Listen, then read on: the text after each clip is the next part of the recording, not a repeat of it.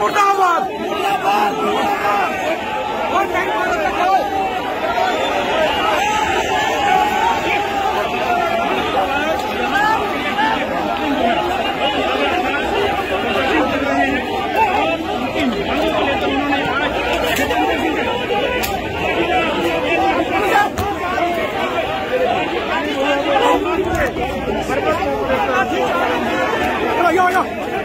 आयो सारे बैठ जाओ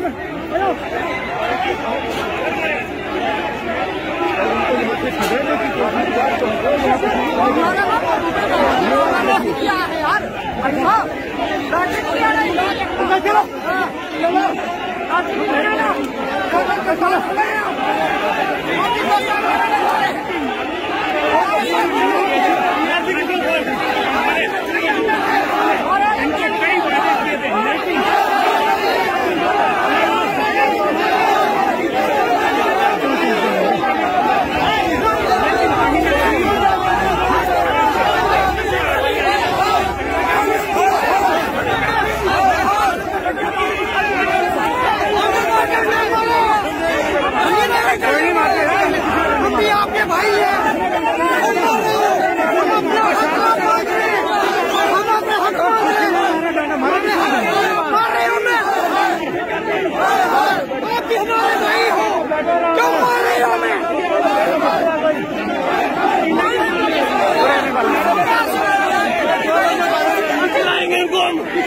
मार दो फिर आज हमें। छोटे छोटे बच्चे भूखे मरने घर में, कैसे चलेगा हमारा घर? ये डंडे बरसा रहे हैं हमारे ऊपर। अगर हमारे पास कुछ नहीं बचा, हमारे ऊपर लाठी चार्ज करते हैं, हम भी करेंगे अभी के अभी। इनको बचाता है ये झूठी की हालत है। 370 तोड़ने के बाद हमारे ऊपर डांगे चलाई जा रही है। हम अपना हक मांग रहे हैं, हमने अपना हक मांगा है। हमने रेगुलेशन पास मांगी है। 25-30 साल से ये लोग दर बदर हो रहे हैं और ये बेबाक की गड्डी बोलते हैं। ये कैसी सरकार है? हम इनको जगाने के लिए जा रहे हैं। हमारे अंदर से जिसको बचाना बचाए, नहीं तो हमें रेगुलर पॉलिसी दे, हमारी पेंडिंग पे चीज दे, या तो हमें अपना हक दे।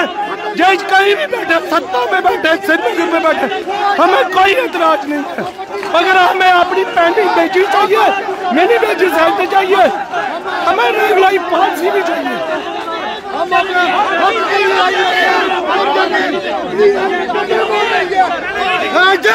बीजेपी गवर्नमेंट, आशीष भाई जी, ये बीजेपी गवर्नमेंट हमें डंडे मार रही है। हम अपना हक अपना लेने आए इधर।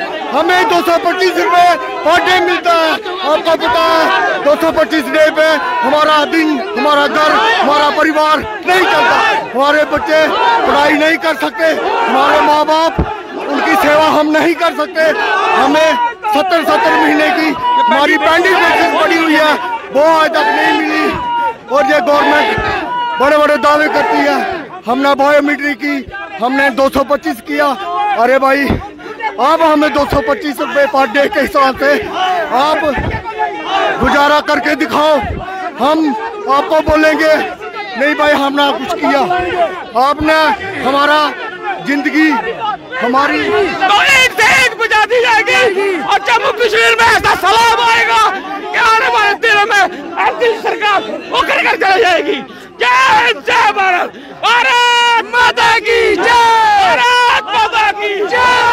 आप यहाँ आए थे, क्या आपका मेन मकसद? हम बिलावर से आए हैं, मैं बिलावर सब डिवीजन से हूँ, मेरा नाम भूपिंदर शर्मा है। हम PHE डेली वेजर हैं। हमारा मकसद आज ये था कि हमने डॉक्टर जितेंद्र सिंह जी के घर का घेराव करना था, क्योंकि वो हमें अक्सर बैकडोर एंट्री, पाप की घंटी कहते हैं। तो जैसे ये सुहाने सपने देख रहे हैं बीजेपी वाले, क्योंकि आरोप उसी पे लगाया जाता है जो रूलिंग में होता है। जैसे ये हमारे साथ व्यवहार कर रहे हैं, जैसा आज किया कि हमारे ऊपर लाठीचार्ज करने की कोशिश की गई है, ये अपनी शक्ति का गलत प्रदर्शन करने का मतलब है। हम पुलिस वालों से हमारी कोई दुश्मनी नहीं है, ये हमारे भाई हैं, ये भी हमारी तरह ड्यूटी कर रहे हैं, लेकिन हम अपने हिसाब के लिए लड़ रहे हैं, ये भी जानते हैं। लेकिन इनको मजबूर किया जाता है और बेचारे मजबूर होकर ऐसा काम करते हैं। इनका नारा है कि हम 50 पार करेंगे, इनका नारा है कि 50 पार करेंगे, हमारा नारा यह रहेगा। इनका नारा होता है कि 1 बूथ 10 यूथ। हमारा नारा आज से यह रहेगा कि अगर इलेक्शन से पहले ये हमारा काम नहीं करते हैं तो 1 बूथ 100 यूथ। हम एक डेली वेजर इनका 100 वोट खराब करेंगे और फिर देखते हैं ये कैसे 50 पार का अपना सपना जो है उसको पूरा करते हैं। इनको इलेक्शन से पहले हमारा काम करना ही पड़ेगा, जैसे होगा करना पड़ेगा। नहीं करेंगे तो फिर 61,000 डेली वेजर या बर्दाश्त कर लो, फिर देखेंगे क्या होता है। रोड जाम करने की हमें कोई शौक नहीं है। ये जो डॉक्टर जितेंद्र सिंह जी बार बार बोलते हैं आपकी गलती नहीं, जब वोट लेने वाले थे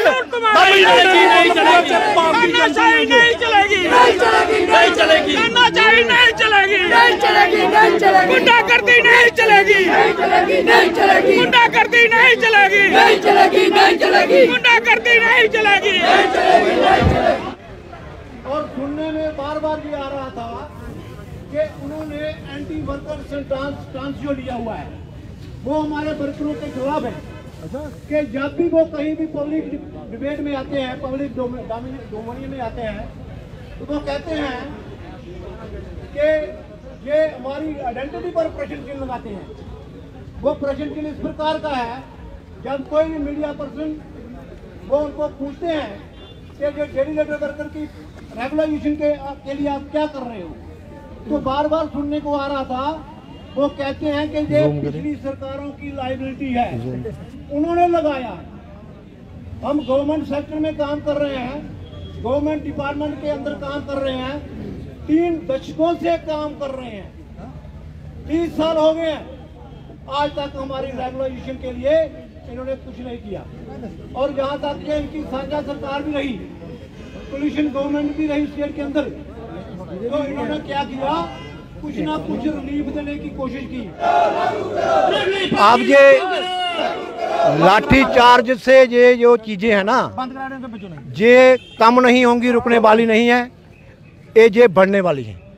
ये आज हमारा बड़ा पीसफुल प्रोटेस्ट था, लेकिन जिस प्रकार से इन्होंने लाठी चार्ज किया, रोका हमें, तो आने वाले दिनों में हमारा जो वर्कर है आज बड़े गुस्से में है, तो उनको बड़ी मुश्किल से हमने रोका है। तो फिर वायलेंस जहाँ होगी वायलेंट करेंगे, जहाँ हमने पहुँचना होगा पहुँचेंगे। सरकार को आज के दिन चेतावनी है, खास करके हमारे माननीय मंत्री जो हमारे डॉक्टर जितेंद्र सिंह जी हैं, वो एक डॉक्टर हैं लेकिन लगता है मुझे सर्जन है, पोस्टमार्टम करने वाले। उन्होंने आज जो तानाशाही उनके कहने पर हुआ है, सारे वर्कर ये रियलाइज़ कर चुके हैं कि उनकी कोठी पर हम जा रहे थे, रेजिडेंस पर जा रहे थे, हमने अपना चार्टर डिमांड वहाँ देना था, लेकिन इन्होंने लाठीचार्ज करवाया। तो ये एक लोकतंत्र को बचाने वाले शख्स नहीं है, लोकतंत्र को ख़त्म करने वाले हैं। तो हम ये अपनी बात को प्रधानमंत्री, माननीय प्रधानमंत्री के ऑफिस तक उनके तक पहुँचाना है, माननीय शाह जी के ऑफिस तक पहुँचाना है। और आने वाले दिनों में अगले आंदोलन की भी तैयारी रहेगी। हमारा आंदोलन जो है निर्णायक होगा, क्योंकि इनकी रेगुलाइजेशन के लिए हमारा संघर्ष है। जब तक इनकी रेगुलाइजेशन प्रॉपर तरीके से इनको हैंडल नहीं सरकार करती है, तब तक हमारा संघर्ष जारी रहेगा। हमारा जो परमानेंट वर्कर है उनकी भी डीपीसी नहीं होती है, उनकी भी कई प्रकार की रिकवरीज हो रही हैं, उनके जो पेंशन केसेस हैं वो स्मूथली सेटल नहीं हो रहे हैं। ये सारी बातें हैं, पेंशन डिपार्टमेंट भी वो हमारे डॉक्टर साहब के पास ही है। सर 2 MP साढ़े थे, जुगल किशोर जी, डॉक्टर जितेंद्र सिंह जी, दोनों की जिताइए भेजा, ये सारे डेली वेजरें जिताया, ठीक है, एक मिनट, डेली वेजरें के जिताइए भेजा। कश्मीर के जेडे नेता उन्हें जम्मू को कख नहीं लेना, फिर भी वो कई बार बॉर्डर वाले बच्चों लिए गल करते हैं, कदे BSF वाले, तो साढ़े वाले जेडे MP जिन्हें जिताइए भेजा वो उत्थे की करा दे। अब ये जो हमारे जो MP हैं, तो इन तक भी हमारी ये जो है जो ग्रीवेंसेस वहाँ पहुँचे, हमने पहुँचाए हैं। ठीक है, जिनकी जितनी समर्थ होगा वो उस तरीके से बात की हो गई। क्योंकि मैं ये कहना चाहता हूँ, जहाँ भाजपा जो है वो सिर्फ भाजपा कौन है, वो सिर्फ डॉक्टर जितेंद्र सिंह एक ही जो शख्स है जो भाजपा बन के बैठा हुआ है। बाकी वालों को किसी को बात भी नहीं करने देते। अपनी मर्जी से DC जहाँ अपॉइंट किए हुए हैं, अपनी मर्जी से बड़े बड़े अहदों पर जहाँ लगाए हुए हैं एडमिनिस्ट्रेशन के लोग, उनकी मर्जी से पूरा शासन और प्रशासन चल रहा है। लेकिन आम जो लोगों की जो बात वो सुनने के लिए तैयार नहीं है। तो अगर सारा तंत्र उनके हाथ में है, तो ये हमारे MP जो जुगल जी वो क्या करेंगे, वो हमारे MLA या हमारे प्रेसिडेंट क्या करेंगे, वो मतलब असमर्थ हैं। इसलिए वो बात करते हैं। इन्होंने बात करवाई भी थी, माननीय जो हमारे ड्यूटी के हमारे LG साहब हैं, उनसे बात करवाई थी 4 महीने पहले, लेकिन उसका परिणाम कुछ आया नहीं। तो लिहाजा हम इनके आश्वासन पर बैठने वाले नहीं हैं, क्योंकि हमारा यही लक्ष्य है कि इनकी रोजी रोटी जो इनको प्रॉपरली मिल नहीं रही, जीवन यापन जो इनका चल नहीं रहा, इनके परिवारों के पास खाने के लिए कुछ नहीं है, उनकी एजुकेशन प्रॉपरली नहीं हो रही है, उनको किराया चाहिए ड्यूटी पर पहुंचने के लिए, उस मंजिल तक पहुंचने के लिए, वो नहीं है। तो ये कोई असामान्य व्यक्ति नहीं है, नागरिक हैं, वोटर हैं, और इस प्रकार का अगर ये एटीट्यूड इनका रहा तो इनको हवाई जहाज पर ही नहीं घूमना है, नीचे भी आना है। तो हमारा आज से तैयारी होगी कि अगर इस प्रकार का ये हमारी आइडेंटिटी पर प्रश्न चिन्ह लगाते हैं, ये कहाँ से आए हैं, लाइबिलिटी किसकी है, ये है, तो हमदर्दी इनको है नहीं, सिंपैथी है नहीं। तो इसलिए हम तहसील लेवल पर हमारी जो कर्मचारी हैं वहाँ कमेटियाँ बनाएंगे।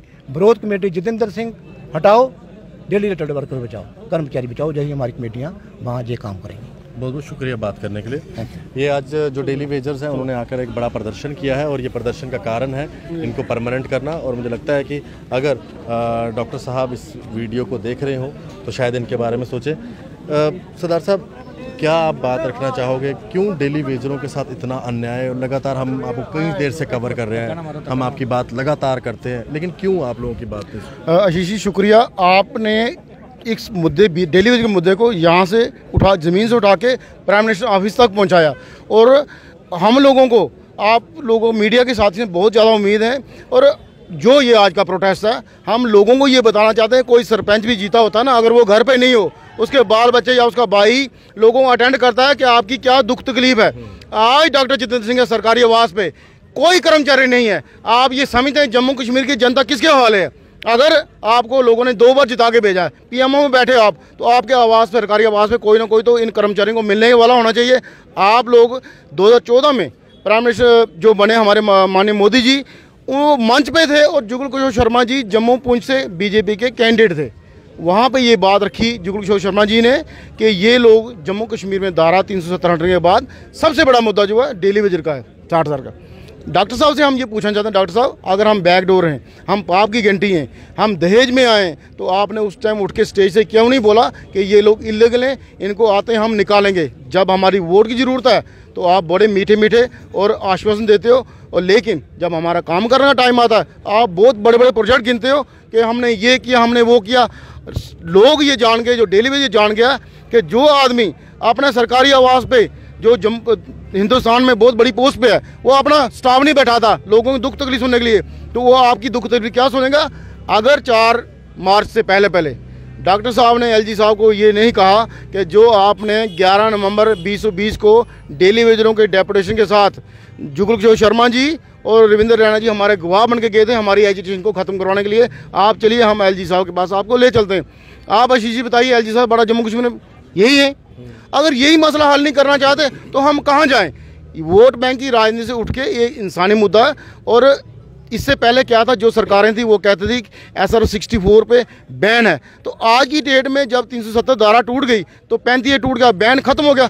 हमें SR 64 दीजिए और इन लोगों को रिलीफ दीजिए और इस काम को शुरू कीजिए। हम नहीं कहते आपको 60,000 एक दिन में होगा, लेकिन आप उसके लिए पॉलिसी देंगे, समझे 60,000 वो कवर हो जाएगा। शुरुआत जिसकी फाइल बनेगी वही आगे जाएगा, लेकिन आप शुरुआत नहीं करना चाहते। आपके रविंद्र रैना जी कहते हैं मैं CM बनूंगा, मैं पहली कैबिनेट में करूंगा, तो बीजेपी को लोगों ने इसलिए 25 MLA दिए थे क्योंकि आज तक जम्मू कश्मीर में ये सत्ता में नहीं आए थे। सत्ता में आने के बाद इन्होंने उन पार्टियों से हमारा बहुत बुरा हाल किया, तो आने वाले टाइम इनको पता लगा, जैसे उनको पता लगा इनको पता लगा। शुक्रिया जशी जी, बहुत बहुत शुक्रिया आपका सर। तो ये आज का प्रदर्शन था और मैं चाहूँगा कि सभी लोग इस प्रदर्शन को ज़रूर शेयर करें ताकि इन डेली वेजरों की आवाज़ जो है दूर तक जाए। धन्यवाद, राम राम।